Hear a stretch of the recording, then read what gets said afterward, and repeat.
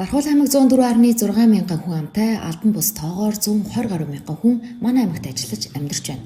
Өдрөөс өдөрт өсөн нэмэгдэж буй хүн амд үзүүлэх эрүүл мэндийн тусламж үйлчилгээг сайжруулах хүрээнд 2024-с 2025 онд 6.4 тэрбум төгрөгийн хөрөнгө оруулалтаар 3 өрхийн эрүүл мэндийн төв, нэг шинэ эмнэлгийг барьж ашиглалтад оруулахаас өнгөрсөн намар гэрэлтэй өрхийн эмнэлгийг ашиглалтад оруулсан. Харин өнөөдөр Медстоп өрхийн эрүүл мэндийн төв үүд хаалгаа нээж иргэдэд эрүүл мэндийн тусламж үйлчилгээ үзүүлэхэд бэлэн боллоо. Энэхүү өрхийн эмнэлэг нэгдснээр 11-р багийн 13-р хороолол Хүслийн хотхон, Найрамдал хотхон, Булган хотхон, Эрчим эко, Дархан гарден зэрэг шинээр ашиглалтанд орж буй орон сууцны иргэд эрүүл мэндийн анхан шатны үйлчилгээг тогтвортой орчин нөхцөлд авах боломж бүрдээд байна. За ингээд энэ шинэ эмнэлэг нээлтийн үйл ажиллагаа өнөөдөр явагдаж байна. За бид нэр эмч мэрэгчлэтнүүд цуглагч нар маань энэ сайхан байранда хүн амдаа чиглэсэн, хүн амдаа тулгуурсан тийм ээ тусламж үйлчилгээг үзүүлэхийн зэрэгцээ одоо иргэдийнхээ эрүүл мэндийг хамгаалах, урьдчилан сэргийлэх үзлэг зохион байгуулах, үзлэг онцлогоо явуулах, эрхтэлрүүлэгт хамруулах, эмчлэх гэсэн үйл ажиллагаанд идэвхтэй үн цэнтэй одоо үнэт хувь нэмрээ оруулна гэдэгт итгэлтэй байна. За энэ барилга маань бол Дархуул аймгийн ТЗ гэсэн компани маань босон бүтээж өгсөн. За энд маань бас орон нутаг аймгийн удирдлагууд, эрүүл мэндийн газар маань хамтран ажиллаж оролцсон байж байгаа. За энд бол эрүүл мэндийн яамны 1.8 тэрбум төгрөгөөр боссон ийм барилга байж байгаа. Их сайхан орчин үеийн нийцсэн 5 тухтай, 10 тухтай орчин бүрдүүлсэн ийм стандартад нийцсэн барилга болсон байна. За манайх бол одоо шинэ орон сууцуд энэ шинэ хороолдоо нэлээд нэмэгдэж байгаа учраас жилийн жилд хүн ам маань нэмэгдээд одоогийн байдлаар 18,500 гаруй хүн амтай болцсон байж байна. Салбар болохоор одоо энэ өргөтгөл маань баригдаад нийтдээ энэ нэгдүгээр салбар, хоёрдугаар салбар маань хуучин тэр тохиын урталд байж байгаа, нэг хоёрдугаар байрны дунд байж байгаа байр маань, гурав дахь салбар маань мангартын салбар гэдэг ингээ 3 салбартай болоод ажиллаж байна. Хүний нөөцийн хувьд бол бид нар энэ жилээс шинээр нэг оронтой, эмчийн оронтой нэмсэн, сувлагч нэмсэн, тарианы сувлагч тусдаа оронтойгоор ингээ 4 оронтой үйлчлэгчтэйгээ нийлээд 4 оронтой шинээр нэмээд ажиллаж байна. Нийтдээ 30 ажилтнтай байна.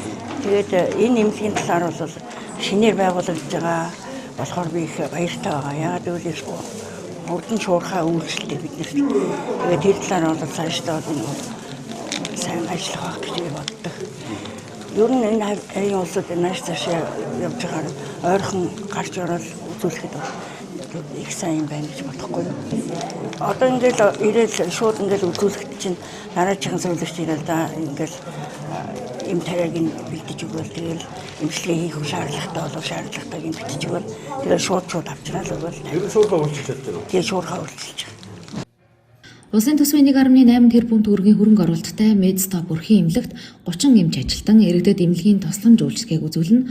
Одоогоор эмнэлгийн тоног төхөөрөмж хангалттай биш ч цаашид аймаг орон нутгийн дэмжлэгээр хүртээмжийг нэмэгдүүлж ажиллана гэлээ.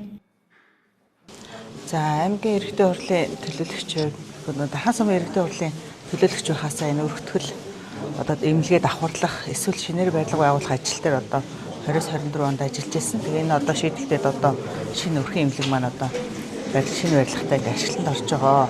Тэгээ цаашдаа бол одоо өрхийн эмнэлгийн одоо шинээр болсон барилгууд дээр тоног төхөөрөмжийн асуудлууд дээр бол дэмжиж ажиллана. Яг одоо энэ үг хэлэхэд одоо сая өнгөрсөн төсвийн юун дээр бол одоо бид чинь нөгөө барилгын ашиглалтанд ороогүй байсан учраас төсөв оны өмнө төсөв батлахад бол тодорхой хэмжээний юм суугдаагүй. Гэхдээ одоо төсвийн тодтоглоор тодорхой хэмжээний одоо тоног төхөөрөмжүүдийг шийдэх тал дээр бол төлөөлөгчийн хувьд одоо хөөцөлдөж ажиллана гэж бодож байгаа. Тэгээ манай өрхийн эмнэлэг маань болохоор 3 баг 11, 12, 15 дугаар багийн хэрэгтийг одоо хамарсан өрхийн үйлчилгээ үзүүлдэг. Маш их одоо хүн ам нэмэгдэж байгаа. Орон сууц чихээр нэмэгдэж байгаа. Тэгэхээр өрхийн эмнэлгийн өргөтгөл цааш одоо үйлчлэгийг бас сайжруулах тал дээр бол нэлээд сайн ажиллахгүй бол одоо болохгүй гэж бодож байгаа. Хувь хүний хувьд юу гэхээр хувь хүний одоо хүн иргэн болгоны хамгийн нийт төрөний хэрэгцээ бол эрүүл мэндийн асуудал тийм ээ. Тэгээ цаашлаад нөгөө сургууль цэцэрлэгийн асуудал хамгийн түрүүнд одоо яригддаг. Тийм учраас энэ бүхэн дээр одоо төлөөлөгчийн хувьд бол хамтарч дэмжиж өрхийн эмнэлгүүдтэй одоо хамтарч ажиллана л гэж бодож байгаа даа. Энэ онд 3 дахь өрхийн эмнэлэг буюу 14-р багт барилах амин холбоо өрхийн эрүүл мэндийн төв ашиглалтад орох юм барилга угсралтын явц 90% хүргэлж хэлж байна.